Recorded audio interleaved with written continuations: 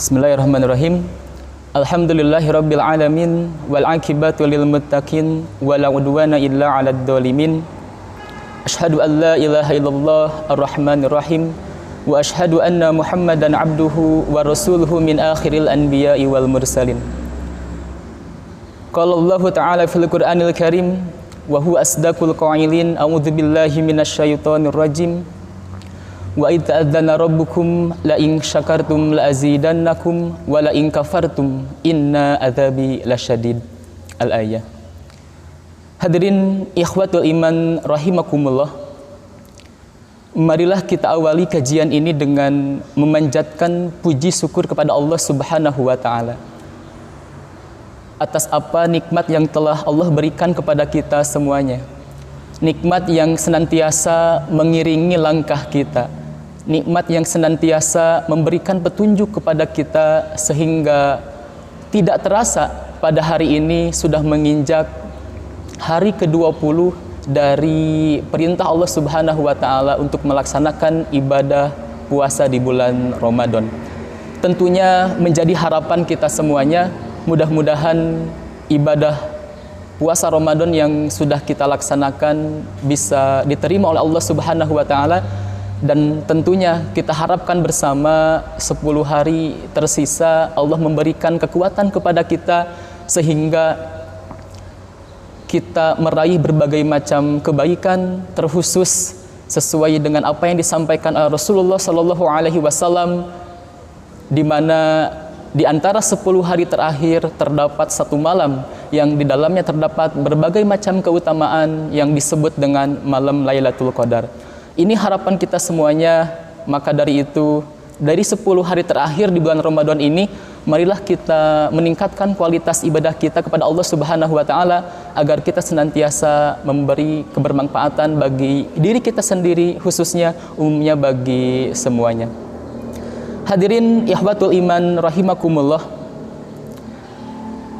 Kita sudah tahu bersama bahwa kondisi yang terjadi hari ini sebagai akibat daripada pandemi COVID-19, tentunya ini sangat berpengaruh kepada berbagai ranah kehidupan. Dari mulai kehidupan sosial, pendidikan, perekonomian, juga segmentasi kehidupan-kehidupan yang lainnya. Maka dalam kondisi seperti ini dituntut ada sosial alternatif, yang mana hari ini pemerintah membatasi kita dalam bersosial, sehingga banyak lembaga-lembaga pendidikan yang diliburkan, banyak perusahaan-perusahaan yang terpaksa mem-PHK para karyawannya, dan lain sebagainya. Kondisi seperti ini khususnya di dunia pendidikan mengharuskan adanya sosial alternatif, yang mana hari ini kalau kita perhatikan, satu segmen yang tidak terpengaruh dengan kondisi saat ini adalah segmen internet, atau yang kita kenal dengan segmentasi media sosial, yang mana media sosial ini memang tidak terpengaruh sedikit pun dengan kondisi saat ini. Maka hari ini sosial media menjadi sebuah wadah atau menjadi sebuah fasilitas alternatif bagi masyarakat untuk tetap melangsungkan aktivitasnya sehari-hari. Dan ini semakin memperkuat eksistensi daripada media sosial sebagai media alternatif yang dari tahun ke tahun semakin menunjukkan eksistensinya dan kebermanfaatannya bagi kehidupan manusia. Tentunya sosial media ini kita rasakan sangat banyak sekali manfaatnya, dan kalau diibaratkan, memang sosial media ini diibaratkan seperti pisau bermata dua. Jadi tergantung user atau penggunanya. Jadi baik pengguna itu berpengaruh terhadap media sosial itu sendiri, dan buruknya pengguna itu nanti akan mengefek kepada buruknya media sosial itu tersendiri. Maka pada kesempatan kali ini kita akan mengkaji bersama apa yang menjadi poin penting pada pembahasan hari ini, yaitu yang berkaitan dengan adab dalam bersosial media. Ini penting kita pahami bersama, apalagi kalau kita melihat perkembangan dari masa ke masa, bagaimana orang menggunakan media ini sebagai sosial alternatif dari kehidupannya sehari-hari, atau bahkan media sosial menjadi sebuah ekosistem yang keberadaannya justru lebih diperhitungkan daripada dunia nyata saat ini. Yang pertama, kita akan sedikit membahas apa itu yang disebut dengan adab. Ustadz Adi Hidayat khususnya dalam ceramahnya lebih spesifik membedakan apa yang disebut dengan adab dan apa yang disebut dengan akhlak. Yang mana adab itu sendiri merupakan sebuah sifat baik yang memang didapatkan atas hasil daripada pendidikan, pengalaman, pembelajaran yang kita alami sehari-hari. Berbeda dengan akhlak, yang mana akhlak itu merupakan sebuah sifat baik yang didapatkan melalui hasil ibadah kepada Allah Subhanahu wa Ta'ala. Sehingga adab ini tentunya mesti didapatkan melalui proses pembelajaran, melalui proses pendidikan. Maka orang-orang yang aktif di dunia pendidikan, siswa, mahasiswa, ataupun yang lainnya, mereka sering disebut dengan orang-orang yang beradab. Maka ini sangat pas dengan apa yang nanti akan kami singgung, apa yang akan nanti kita kritisi terkait dengan aktivitas individu di dalam media sosial yang kebanyakan yang hidup di sana itu adalah generasi muda, para generasi yang memang mereka itu terpendidik, yang memang mereka itu terpelajar, yang seharusnya mereka mempunyai adab. Maka nanti kita akan kritisi berbagai macam aspek penyimpangan sosial yang dilakukan oleh para remaja khususnya. Yang kedua, ada istilah media sosial atau sosial media.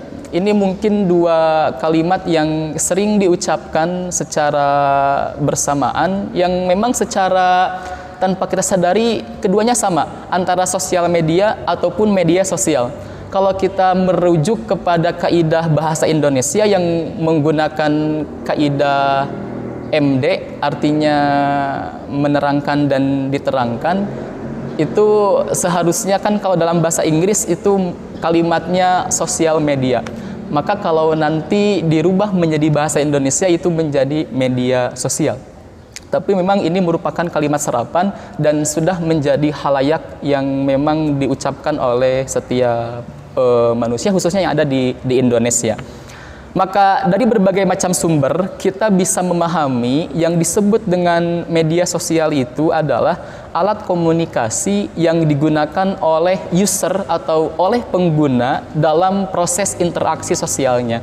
Itu kira-kira yang disampaikan oleh Nasrullah di dalam bukunya tahun 2005. Kalau kita pahami makna ini, kemudian kita sambungkan dengan kaitan-kaitannya dengan alat bantu daripada sosial media, maka sosial media dari sejarahnya itu tidak bisa dilepaskan dari perkembangan teknologi, khususnya khususnya pada abad terakhir, abad ke-20, perkembangannya tidak jauh beda ataupun tidak jauh dari perkembangan komputer itu sendiri.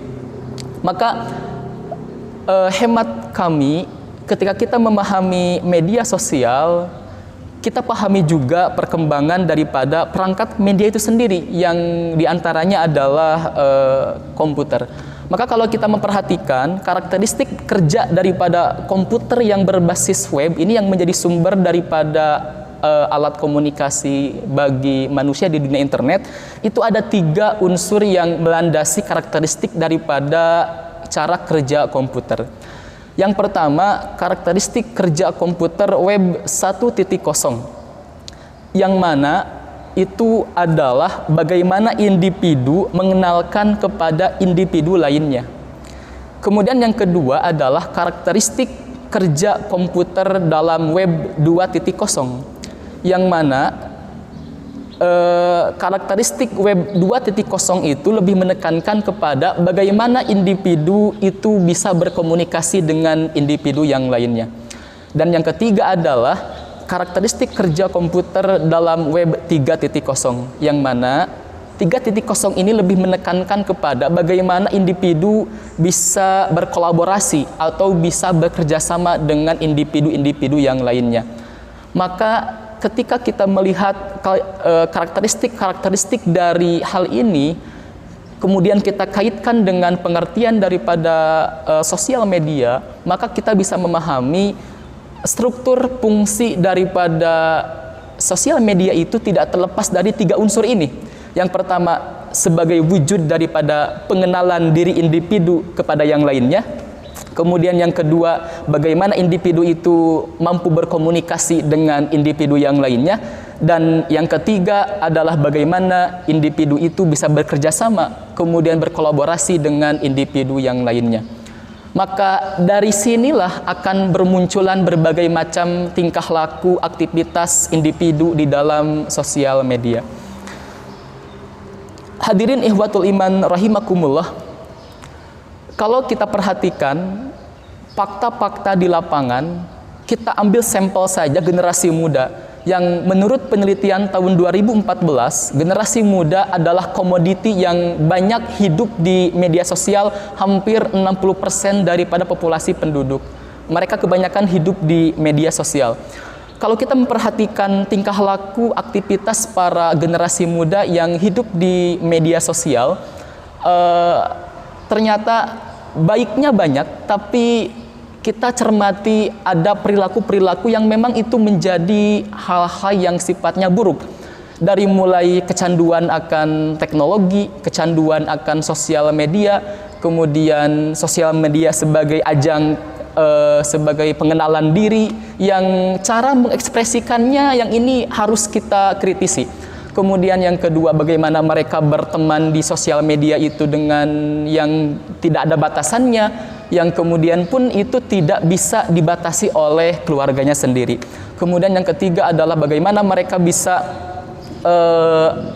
bagaimana media itu oleh generasi muda tidak disaring ataupun tidak mampu dicerna dengan baik, sehingga realitas di media sosial generasi muda lebih menampilkan sesuatu yang sifatnya pengaruh dari luar, sehingga kita kenal istilah-istilah seperti lagi hits, lagi booming, kemudian lagi viral, sehingga sesuatu konten yang sifatnya viral, konten-konten yang sifatnya lagi rame itu oleh generasi muda sering share, sering ungkapkan, bahkan sering mereka upload di media sosialnya masing-masing. Sehingga apa yang mereka lakukan itu sebenarnya bukan diri mereka sendiri, tapi itu merupakan bentuk daripada mereka meniru budaya-budaya yang memang itu diciptakan melalui media sosial.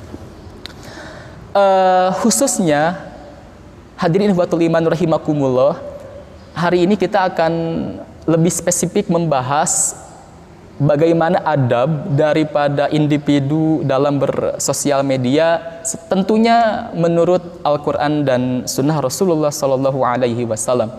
Yang pertama yang harus kita perhatikan di dalam adab bersosial media, yang pertama adalah gunakan sosmed atau medsos itu dengan niat ikhlas karena Allah Subhanahu wa Ta'ala.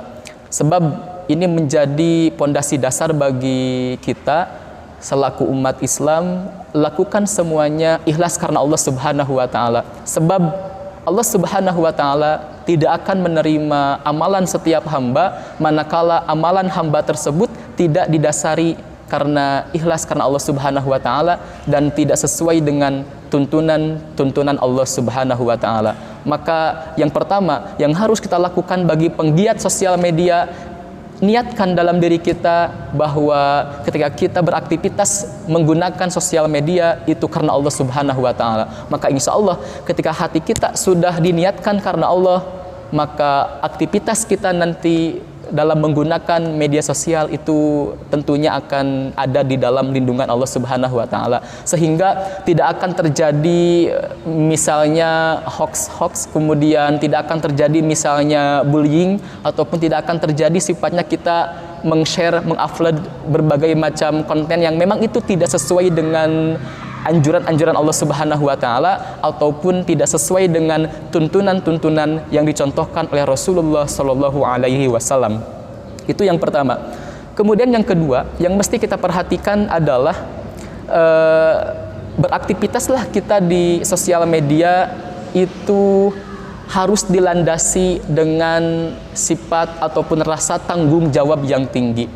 Kenapa seperti itu? Sebab jelas Allah Subhanahu wa taala memperingatkan kepada kita semuanya bahwa apapun yang kita lakukan, melalui dimensi apapun kita beraktivitas, semua itu akan dipinta pertanggungjawabannya di sisi Allah Subhanahu wa taala. Ini yang harus kita perhatikan baik-baik ketika kita beraktivitas menggunakan sosial media. Maka kalau kita perhatikan aktivitas manusia dalam bersosial media, dari mulai manusia ataupun dari mulai individu meng-share foto pribadi, kemudian mereka menyampaikan pesan melalui chatting ataupun ketika mereka menerima informasi dari luar, ini harus diperhatikan baik-baik sebab apapun yang mereka lakukan itu nanti akan dipinta pertanggungjawabannya di yaumul akhir. Ini yang menjadi suatu hal yang harus diperhatikan oleh kita semuanya selaku orang-orang yang memang hidup di media sosial. Maka yang harus kita perhatikan agar apa yang nanti kita lakukan di sosial media itu tidak menyebabkan rugi bagi kita semuanya, maka yang pertama kita mesti menjaga lidah kita tentunya, agar lidah kita tidak berkata yang kotor sehingga lidah kita berkata yang baik. Atau mungkin kalau menggunakan media sosial, bagaimana tangan kita itu tidak meng-share ataupun tidak mengetik konten-konten yang sifatnya buruk, tapi meng-share konten-konten yang sifatnya baik. Ini tentunya senada dengan perintah Allah Subhanahu wa taala dan dicontohkan oleh Rasulullah Shallallahu alaihi wasallam. Dalam hadisnya Rasul bersabda, "Qul khairan aw liyasmut." Berkatalah yang baik, atau kalau kamu tidak bisa berkata yang baik, maka diam. Kalau kita tidak bisa beraktivitas yang baik melalui media sosial, maka kita diam saja. Kalau kita tidak bisa mengkomen, kalau kita tidak bisa mengetik sesuatu yang baik-baik untuk update status misalkan, maka lebih baik kita diam saja. Itu yang poin pertama yang harus kita perhatikan baik-baik. Yang kedua, tidak melakukan aktivitas upload foto-foto yang memang itu melanggar kaidah dasar dalam Al-Quran. Kalau kita perhatikan, gejala sosial di media sosial yang muncul adalah narsisme. Artinya bahwa mereka ingin membuktikan keberadaan mereka melalui media sosial dengan cara mereka mengupload foto dirinya sendiri. Kalau kita memperhatikan tingkah laku para aktivis media sosial ketika mereka memposting foto pribadinya, saya kira prosesnya sangat panjang. Bagaimana dia, yang pertama dia melakukan pemotretan diri sendiri yang disebut dengan selfie. Itu saya yakin berbagai foto dia kumpulkan dan dia seleksi, yang kemudian, proses framework, artinya proses pembatasan diri itu saya kira merupakan gejala yang tidak baik, yang itu akan membatasi tingkat kepercayaan diri daripada individu itu sendiri.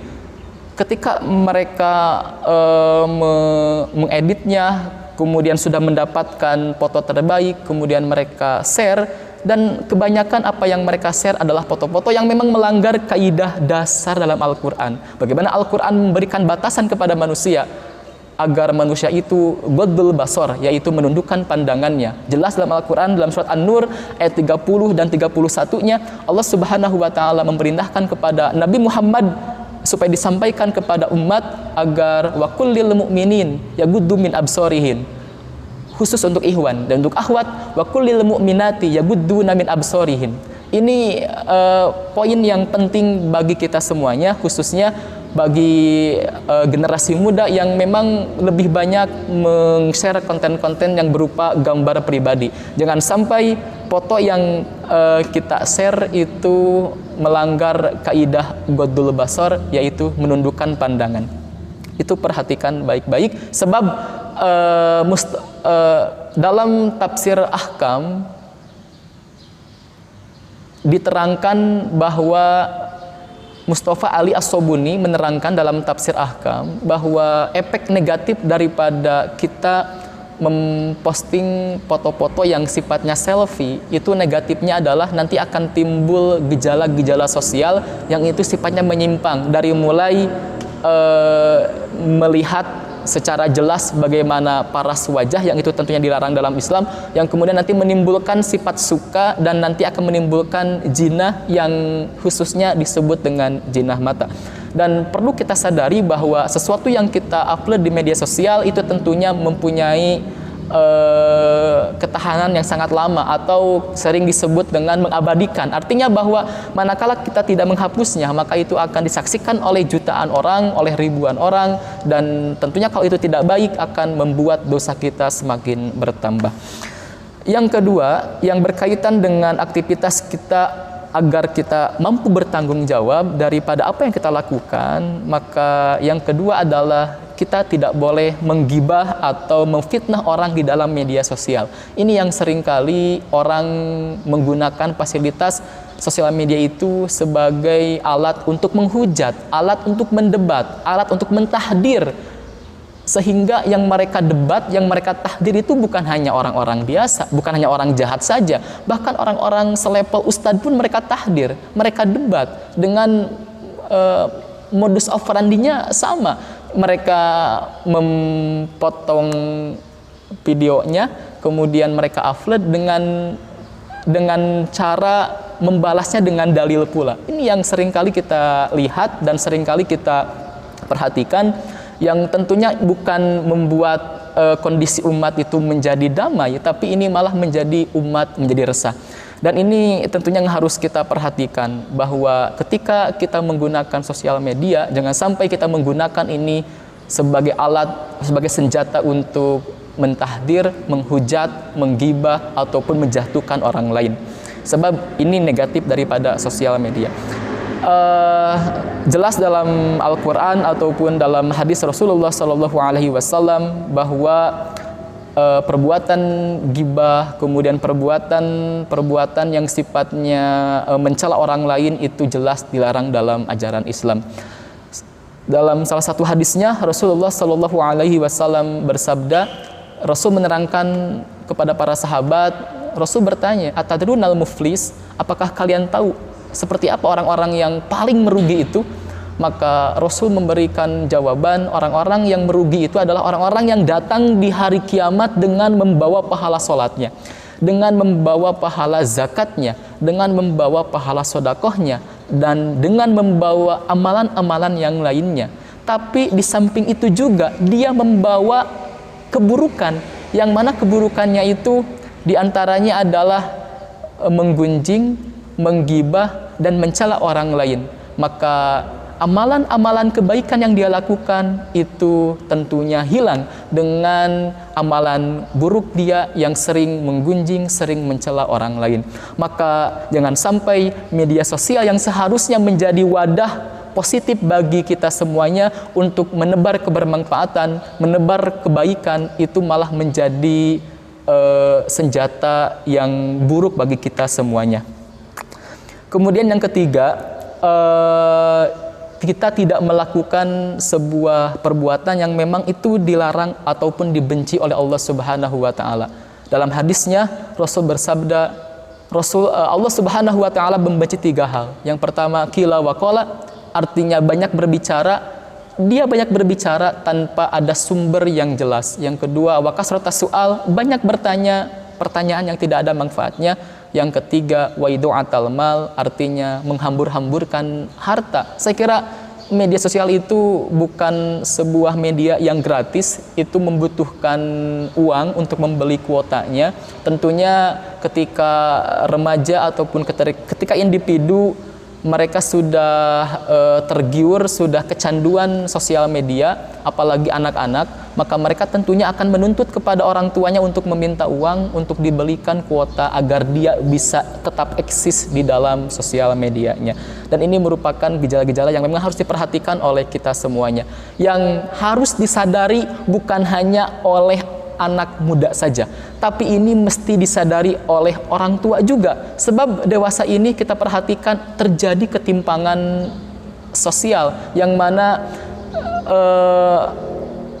eksistensi anak-anak muda itu tidak mampu dibendung, dibatasi oleh orang tua. Padahal kalau orang tua melek, kalau orang tua itu memang sadar akan bahayanya sosial media bagi generasi muda, dan mereka sadar, kemudian mereka mampu mengontrol keberadaan anak muda dalam menggunakan sosial medianya, kami yakin pasti keadaan-keadaan yang buruk tidak akan terjadi menghinggapi para generasi muda itu sendiri. Hadirin ikhwatul iman rahimakumullah. Kemudian yang ketiga yang harus kita perhatikan yaitu muraqabah. Apa itu muraqabah? Muraqabah adalah sifat selalu diawasi oleh Allah Subhanahu wa taala. Artinya, ketika kita menulis sebuah status atau kita meng-share sebuah konten-konten video, maka kita mesti tahu bahwa Allah selalu mengawasi kita semuanya. Sehingga apapun yang kita lakukan, aktivitas apapun yang kita lakukan dalam menggunakan sosial media, maka yang pertama yang harus kita perhatikan adalah bahwa apapun yang kita lakukan, Allah senantiasa melihat kita semuanya. Di dalam Al-Quran, Allah Subhanahu wa ta'ala berfirman, "Wa inna alaikum lahafidun kiraman katibin." Sesungguhnya kita semuanya ada dalam penjagaan Allah Subhanahu wa ta'ala, dan apapun yang kita lakukan itu akan dicatat oleh dua malaikat yang senantiasa menyertai aktivitas kita selama di dunia ini. Bukan hanya aktivitas di dunia nyata, tapi aktivitas di dunia maya pun malaikat akan senantiasa memperhatikan setiap langkah aktivitas kita.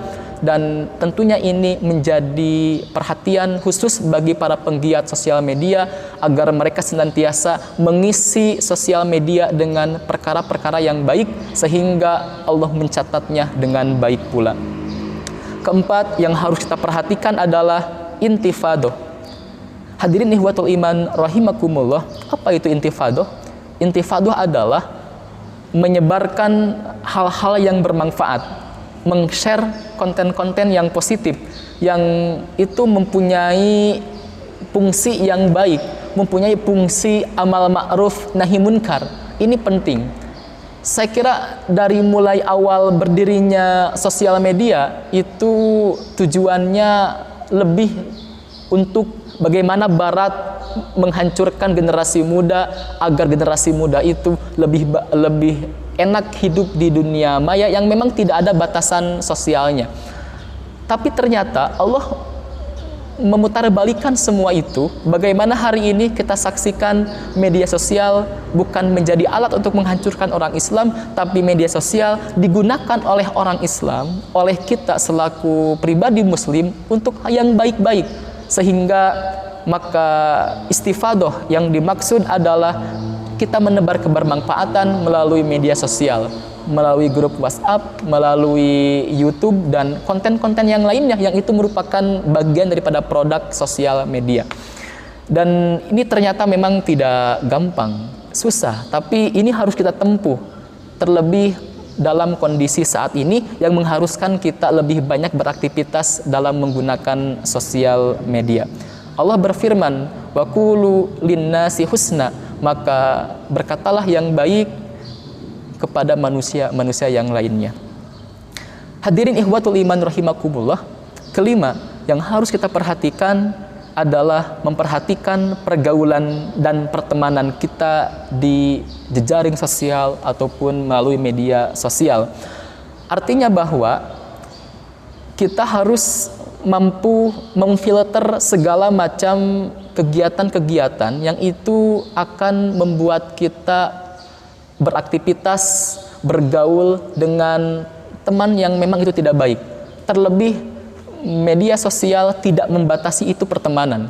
Maka diri kita mesti memfilter itu semuanya, sehingga kita memilih dan memilah mana teman yang harus kita jadikan sebagai sumber dalam kita bersosial ataupun berinteraksi di dalam media sosial. Ini penting sebab ekosistem media sosial itu mengharuskan seorang individu berinteraksi dengan individu yang lainnya. Apalagi ajaran yang ada di dalam media sosial, ajaran yang sangat gampang ditangkap dan sangat gampang untuk diamalkan oleh generasi muda. Kalau kita perhatikan antara dunia pendidikan dengan pembelajaran di media massa ataupun aktivitas di media massa, generasi muda hari ini ternyata lebih mudah memahami, lebih mudah menangkap dan lebih mudah mengamalkan apa yang mereka dapat melalui media sosial daripada apa yang mereka dapat dalam dunia pendidikan. Artinya bahwa proses komunikasi, proses pertemanan di media sosial ini menjadi sebuah landasan utama yang harus kita perhatikan baik-baik, sehingga jangan sampai kita berteman, kita bergaul dengan orang-orang yang memang tidak baik, orang-orang yang memberikan informasi-informasi yang kita anggap itu baik, padahal itu informasi yang tidak baik, yang tidak ada sumbernya yang jelas. Kita gunakan kaidah dalam ilmu mustalahul hadis. Di dalam ilmu mustalahul hadis, dalam pembahasan hadis maudhu itu ada yang disebut dengan majhul. Majhul itu ada dua macam. Yang pertama majhul ain, yang kedua majhul hal. Maka dalam bersosial, dalam berinteraksi, bergaul dalam media sosial, kita mesti perhatikan dua aspek ini. Yang pertama majhul ain. Kita mesti tahu siapa nama daripada orang ini, siapa nama daripada user ini. Karena di dalam media sosial kita tidak bisa memastikan apakah ini nama asli ataupun nama palsu, apakah ini akun asli atau akun fake. Ini kan kita tidak tahu kebenarannya, sehingga ini mesti kita pahami bersama. Yang kedua majhul hal, artinya kita pahami keberadaan dia itu seperti apa. Sehingga dengan dua hal ini akan membantu kita dalam berteman dan bersahabat di media sosial, yang kalau ini kita sukses bersosial dengan sahabat yang baik di media sosial, maka ini akan menentukan baik atau tidaknya dalam kita beraktivitas menggunakan sosial media. Yang keenam, jangan sampai sosial media itu membuat kita lalai. Hadirin ikhwatul iman rahimakumullah, ini yang seringkali kita perhatikan, ini yang seringkali kita simak, bahwa rata-rata orang-orang yang sudah kecanduan dengan media sosial, rata-rata mereka itu lalai akan waktunya. Mereka tidak mampu memanage waktu dengan baik. Menurut penelitian bahwa setiap hari setiap individu kalau diakumulasikan hampir 6 jam lebih mereka mengakses media sosial. Artinya itu merupakan waktu yang tidak sebentar, waktu yang cukup lama. Artinya bahwa kalau kita perhatikan saat ini aktivitas kebanyakan oleh generasi muda dilakukan melalui media sosial, yang kalau kita tidak bisa memanagenya, kalau kita tidak bisa mengaturnya, maka akan terjadi apa yang disebut dengan lalai aktivitas-aktivitas yang lebih penting.